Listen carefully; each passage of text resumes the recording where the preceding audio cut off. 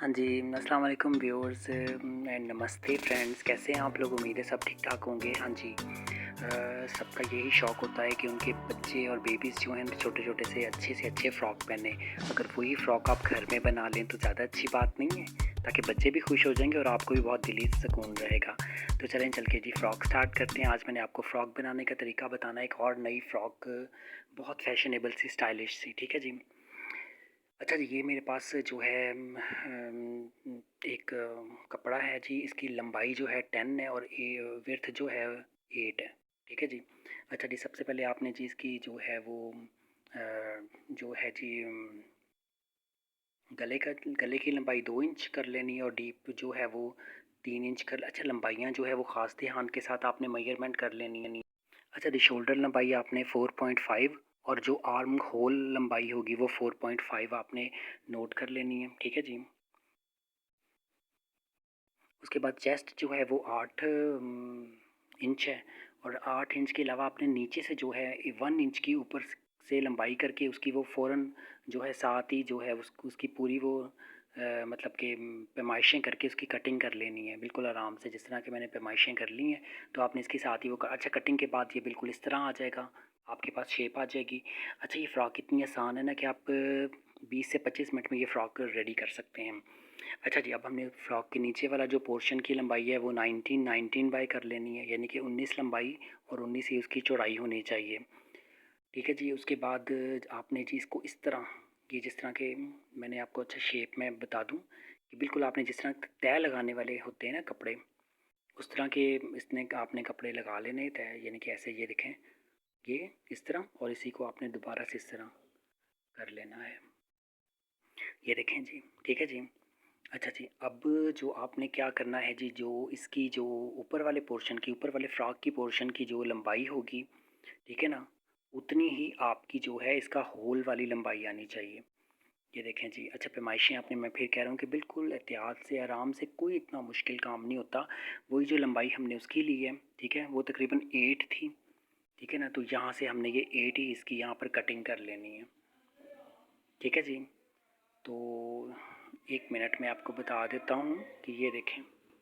अच्छा, वैसे मैंने तो अपनी बेबी की लंबाई के लिहाज से, लेकिन आपकी ज़ाहिर बात है बेबीज़ के पैमाइशें डिफरेंट होंगी, तो आपने उनके जो पुराने कपड़े होते हैं ना, उनसे भी हम बआसानी पैमाइशें ले सकते हैं, ठीक है जी।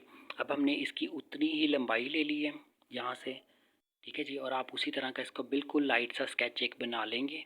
ये मैंने इसकी चारों तरफ इसकी जो है वो स्केचिंग कर ली है आराम आराम से, ताकि मुझे कटिंग करते हुए इसकी जो गोलाई में कटिंग जो करनी है वो बिल्कुल आसान हो जाएगी करनी ना, इस तरह से।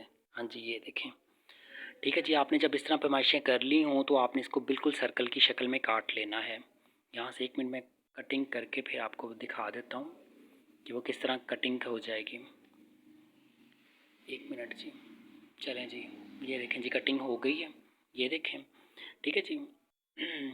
उसके बाद आपने क्या करना है जी, इसकी अब स्टिचिंग शुरू कर देनी है। सबसे पहले तो आपने जो है इसके अपर पार्ट को जोड़ लेना है, जो कि फ़्रॉक का अपर पार्ट हमने पहले से कटिंग किया था। अच्छा, उससे पहले आपने 2 इंच का जो इसका गला था, उसकी डीप जो थी वो कटिंग करनी है। ये देखें जी, ये देखें, मैंने इस तरह से करके ना उसकी जो है वो कर ली है कटिंग।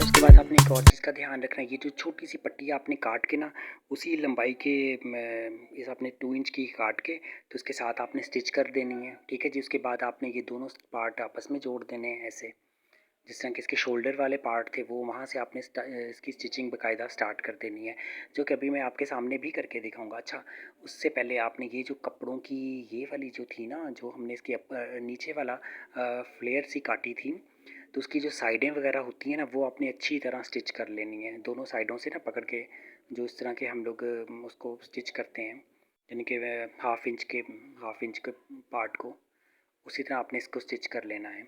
अच्छा, एक चीज़ और मैं बता दूं कि आपने इसको कॉमन पिन के साथ ना बिल्कुल स्टिच कर लेना है ताकि ये आपस में हिले ना। ठीक है जी, कटिंग मैंने आपको बता दी थी इसकी। तो जब आपने इसको स्टिच करना है तो उससे पहले आपको इसको कॉमन पिन के साथ आपस में जोड़ लेना है ताकि स्टिचिंग करने में सबसे एक आसान तरीका ये भी हो बन जाता है। चलें जी, अब स्टिचिंग स्टार्ट करते हैं जी।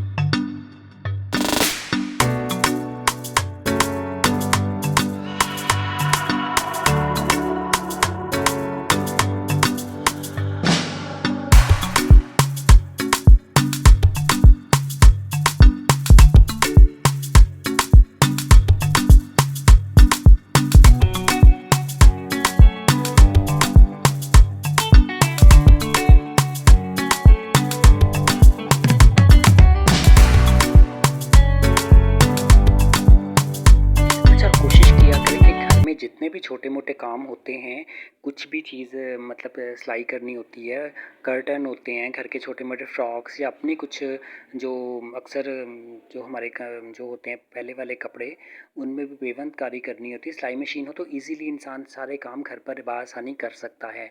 और यही वो सारे काम होते हैं कि हमने बाहर जाके भी करवाने हैं, तो वही बंदा घर में कर ले तो वो ज़्यादा बेटर हो जाता है। तो ये देखें जी, सिलाई मशीन का सबसे बड़ा फ़ायदा ये भी है, और इंसान थोड़े से बहुत इन कामों में इंटरेस्ट लेना तो सारे काम ही बआसानी आ जाते हैं करने के लिए। तो ये देखें, जब मैंने सिलाई काम शुरू किया था, छोटे-छोटे घर के कामों से ही स्टार्ट किया था। तो मुझे आज भी याद है कि मैंने सबसे पहले जो कर्टन सिलाई किए थे, एक विंडो के थे। उसके बाद मैंने ये जो हैं छोटे-मोटे काम और करने शुरू किए, फ्रिल बनाए, उसके बाद फ्रॉक्स वगैरह का सेशन अपना स्टार्ट किया कि मुझे फ्रॉक्स पर की कटिंग में बहुत मुश्किल लगती थी। लेकिन जब मैंने आहिस्ता-आहिस्ता वो सारे काम करने स्टार्ट किए तो मुझे आहिस्ता-आहिस्ता काफ़ी हाथ मेरा बेहतर होता गया ना। तो ये देखें जी, आज यही होता है कि मैंने बाहर से जो फ्रॉक्स लेनी होती हैं बेबी की, तो वही बंदा घर पे बआसानी फ्रॉक्स वगैरह बना सकता है।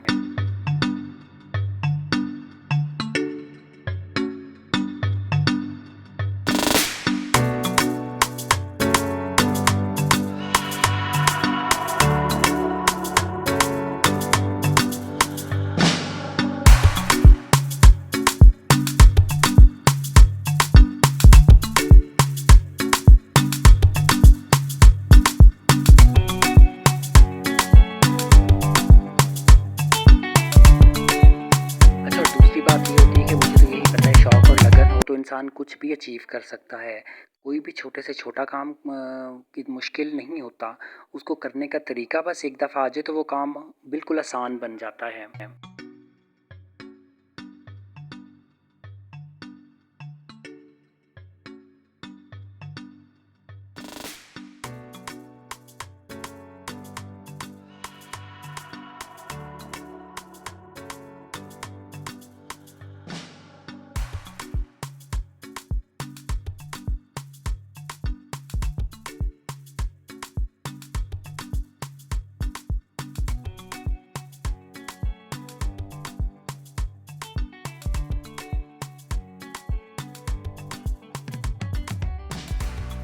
हाँ जी, और स्पेशली बेबी की फ़्रॉक बना लेने के बाद इंसान भी मुतमईन होता है और बेबी भी खुश हो जाता है कि अपने हाथ से पहनाई गई फ़्रॉक जो है हमने हमारे आज बेबी ने पहनी है। हाँ जी, इसकी लुक जो है वो बिल्कुल इस तरह बन जाएगी। ये देखें जी, और बहुत खूबसूरत एक फ़्रॉक स्टाइलिश सी तैयार हो जाएगी। तो अगर आज का मेरा व्लॉग आपको अच्छा लगे तो आपने मुझे सब्सक्राइब कर देना है, लाइक कर देना है और शेयर कर देना है, ठीक है जी। तो ये देखें जी, मेरी आज की मेहनत जो कि मैंने फ़्रॉक तैयार कर ली, ठीक है जी। तो चलें जी, ओके जी, अल्लाह हाफ़िज़, अपना ख़्याल रखिएगा।